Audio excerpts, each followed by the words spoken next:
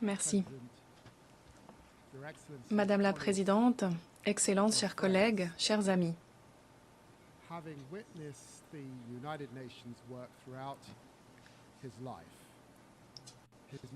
Sa Majesté, le roi, qui a été le témoin de l'action des Nations Unies tout au long de sa vie, m'a demandé de transmettre ici un message personnel de sa part, un message de félicitations à l'Organisation des Nations Unies à l'occasion de son 80e anniversaire. Les Nations Unies sont la preuve de notre détermination collective à faire naître un monde meilleur. Le roi se souvient qu'à la veille de la première Assemblée générale des Nations Unies,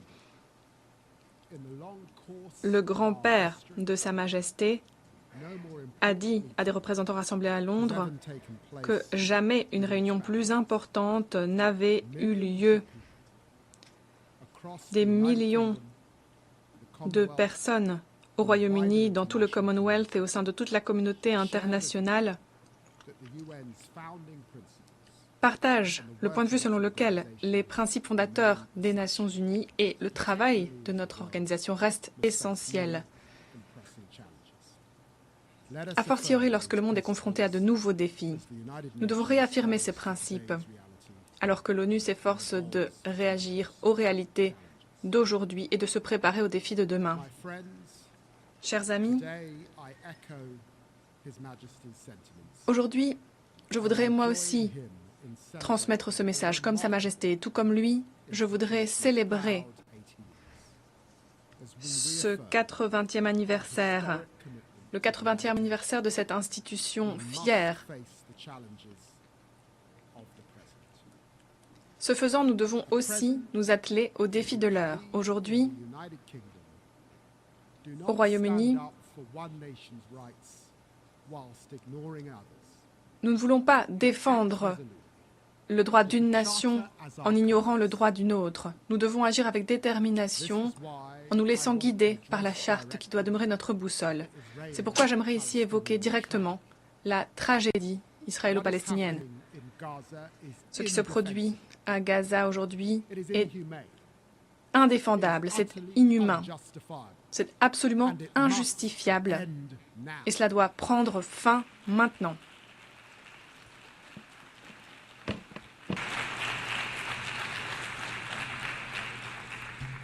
The people of Palestine. Le peuple palestinien, et nous sommes fiers d'avoir reconnu l'État du peuple palestinien cette semaine, et le peuple israélien mérite mieux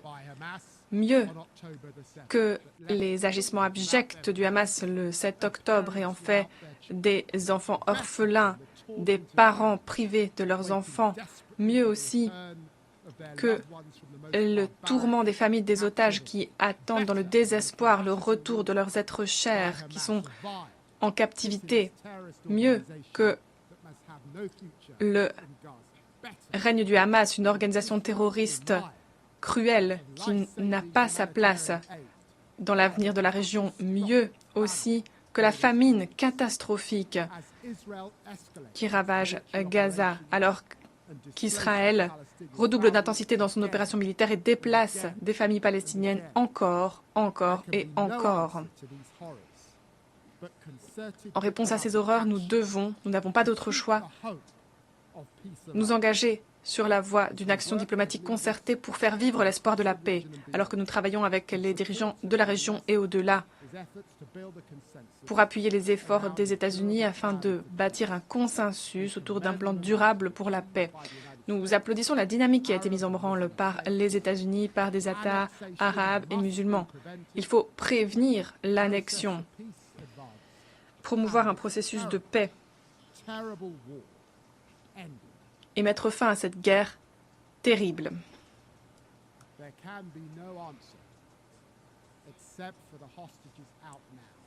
Il ne peut y avoir d'autre réponse que la libération des otages sans attendre, l'arrivée d'aide humanitaire sans attendre. Et je vous promets que nous n'aurons jamais de répit ni de repos tant que cette réalité ne sera pas advenue tant qu'il n'y aura pas deux États vivant côte à côte dans la paix et la sécurité. Chers amis, nous sommes aux côtés de la Palestine car nous croyons dans les valeurs de la Charte des Nations Unies, l'égalité de droit, l'autodétermination et la dignité de toutes les personnes et de tous les peuples. Nous sommes aux côtés de l'Ukraine car nous devons défendre les valeurs clés de la Charte des Nations Unies que sont la souveraineté, l'intégrité territoriale et le respect du droit international. Et parce que le monde paiera le prix si l'agression l'emporte. Nous devons tous lutter pour une paix juste en Ukraine, préservant l'intégrité de la Charte des Nations Unies. L'Ukraine doit pouvoir émerger de la guerre brutale livrée par la Russie comme État souverain, indépendant, en sécurité. Le président Zelensky a montré à chaque étape qu'il est attaché à une telle paix alors que le président Poutine faisait pleuvoir toujours plus de missiles et de drones sur la population ukrainienne. Notre message en direction de l'Ukraine est clair. Nous sommes à vos côtés aujourd'hui, nous serons à vos côtés demain et nous serons à vos côtés dans 100 ans.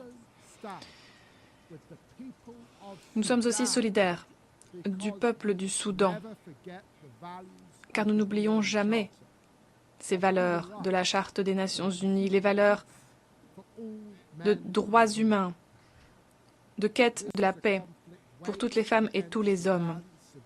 Au Soudan, nous sommes face à un conflit livré contre la population civile, des millions de personnes déplacées, davantage encore confrontées à la famine. Alors même où je m'exprime, la ville d'El Fasher, assiégée depuis longtemps, s'effondre. Sa population est victime d'atrocités indescriptibles. À El Fasher et dans tout le Soudan, la communauté internationale doit de nouveau déployer des efforts pour parvenir à la paix et pour acheminer l'aide dont la population a désespérément besoin sans attendre. Sur tous ces fronts, la Charte des Nations Unies reste notre boussole. Nous agissons au nom de l'égalité de droit entre les hommes et les femmes et les nations grandes et petites. L'Organisation des Nations Unies et la réforme de l'Organisation des Nations Unies sont vitales. Nous avons besoin de l'ONU aujourd'hui plus que jamais pour faire face à ces tragédies et saisir l'occasion historique qui s'offre à nous. Car nous vivons des temps de révélation. Une nouvelle frontière technologique se dessine à l'horizon. C'est une nouvelle ère de promesses, de potentiel qui s'offre à nous. Chers amis, vous savez que les personnes qui ont vécu la révolution industrielle ont vu de leurs yeux les premiers ponts de fer, les premières voies ferrées, les premières cheminées d'usines. Aujourd'hui, nous vivons l'époque de la révolution technologique. Nous avons vu l'avènement d'Internet.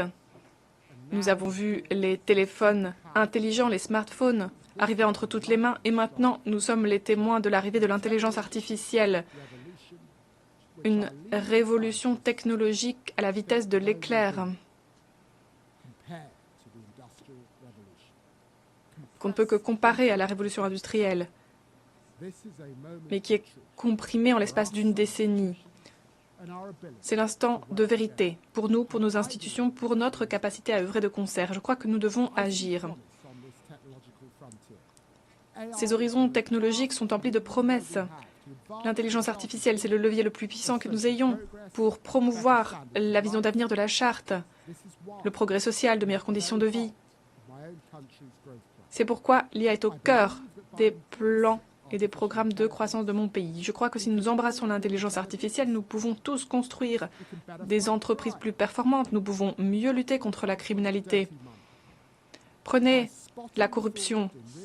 En détectant la fraude en temps réel, nous pouvons réprimer les flux financiers illicites. Et c'est ce que nous voulons faire. Et nous voulons donner le la lors d'un sommet au Royaume-Uni l'année prochaine. Ce n'est pas sur le plan hypothétique que l'intelligence artificielle peut améliorer les vies. C'est déjà le cas. Un nouveau stéthoscope utilisant l'intelligence artificielle au Royaume-Uni peut détecter des troubles cardiaques importants en quelques secondes. On utilise aussi l'intelligence artificielle pour détecter les cancers du sein. Et grâce à l'intelligence artificielle, on peut trouver de nouvelles formules de médicaments pour lutter là aussi contre le cancer. L'informatique quantique pourrait obtenir une intelligence artificielle de plus en plus puissante pour faire des progrès encore plus remarquables. C'est l'espoir de toute une génération. Nous devons avancer dans cette direction. Avec optimisme, je crois dans cette promesse. Je crois dans les valeurs des Nations Unies. C'est la raison pour laquelle il faut maintenant partager cette promesse. Les investissements dans l'intelligence artificielle pleuvent, abondent, s'accompagnant d'une croissance de proportions historiques. Cette promesse peut bénéficier à tous. Pour le moment, elle est encore concentrée dans un périmètre assez étroit. Mais elle a du potentiel. Cependant, il n'y a pas que du potentiel, car l'intelligence artificielle est utilisée aussi à des fins de répression, de désinformation. Elle est utilisée par des criminels, des États autoritaristes, notamment la Russie, manipulent les grands modèles de langage pour diffuser leur propagande dans le monde entier à travers la voie de chatbots. La criminalité organisée utilise l'intelligence artificielle pour duper leurs victimes à une échelle sans précédent. Voilà la réalité. L'intelligence artificielle peut être utilisée pour la liberté ou pour l'oppression, pour la vérité ou pour diffuser des mensonges. L'intelligence artificielle peut être utilisée pour servir le droit ou le crime. Il faut absolument mettre l'intelligence artificielle sur la bonne voie. Et ma question est donc la suivante. Comment peut-on, le plus efficacement possible, partager les avantages liés à cette nouvelle ère au sein de toute la communauté internationale? Eh bien, voilà ce que nous devons faire. Nous devons investir, et toujours investir. Forger de nouveaux partenariats encore et encore, car sans efforts concertés, nous risquons de voir advenir un monde où les inégalités seront encore plus creusées, où les avantages de ces nouvelles technologies n'arriveront pas aux personnes en ayant le plus besoin. La révolution dans le secteur des soins, dans le secteur de l'éducation, les nouvelles perspectives d'avenir, tout cela doit être partagé. Voilà le monde devant lequel nous nous trouvons aujourd'hui. Nous devons l'accepter comme il est et relever les défis, mais ne jamais perdre de vue le monde qui pourrait advenir. C'est notre approche en matière de politique étrangère. Le réalisme progressif. Il faut avancer petit à petit en faisant preuve de pragmatisme et de persévérance.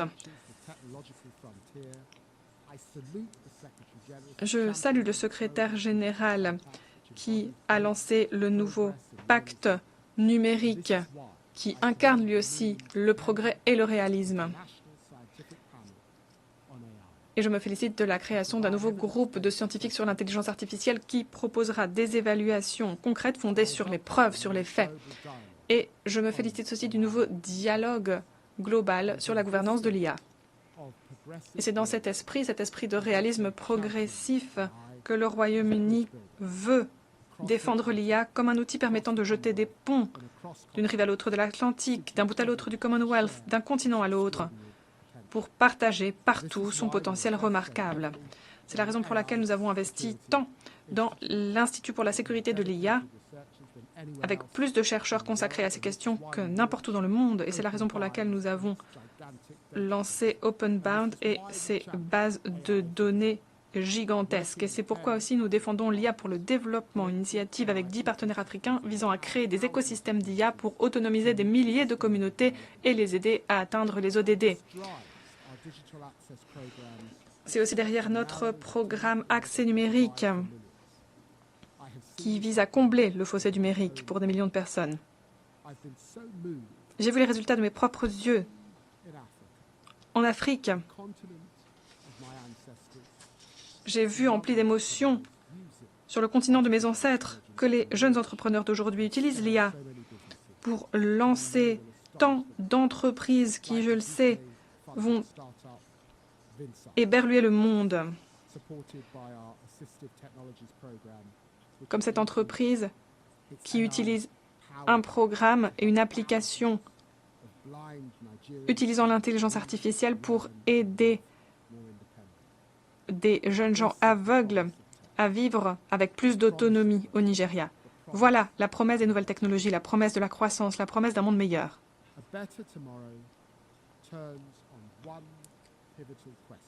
Mais pour que demain, l'avenir soit plus radieux, nous devons répondre à une question. Peut-on saisir le potentiel de cette révolution technologique? Peut-on s'engager à faire de l'intelligence artificielle une force pour la liberté, la prospérité et la dignité humaine? Je crois qu'ensemble, nous le pouvons et nous le devons. Merci beaucoup.